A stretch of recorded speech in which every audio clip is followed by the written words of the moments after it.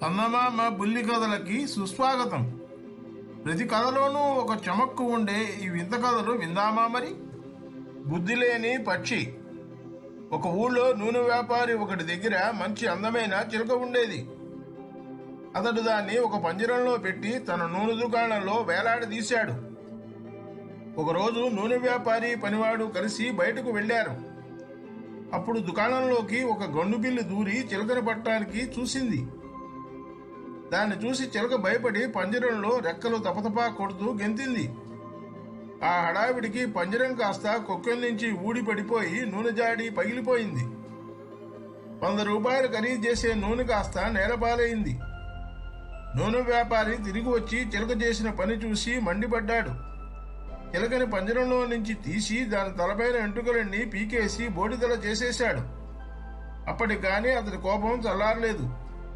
అయితే తన భయం తెలుసుకోకుండా నూనె వ్యాపారి అలా చేశాడని చిలుకకి కోపం వచ్చింది. అతడితో మాట్లాడటం మానేసింది. యజమాని తన తొందరపాటుకి నొచ్చుకుని పశ్చాత్తాప పడ్డాడు కూడా. ఇలా కొన్ని రోజులు గడిచాయి. ఒకరోజు బట్టతల మనిషి ఒకడు నూనె కొనడానికి దుకాణానికి వచ్చాడు. అంతకాలం బెల్లం కొట్టిన రాయిలాగా మాట్లాడకుండా కూర్చున్న చిలుక బట్టతల వాడిని చూడగానే కేరింతలు కొట్టి నవ్వసాగింది. ఎందుకలా నవ్వుతోంది అని బట్టతలవాడు అడిగాడు. ఈ మనిషి యజమాని కూడా నూనె వ్యాపారే అయి ఉంటాడు, లేకపోతే ఆయన నెత్తిన ఒక వెంట్రుకైనా ఎందుకుండదు అన్నది చిలక. బట్టతలవాడు అది విని గుడ్డూరిమి చూశాడు.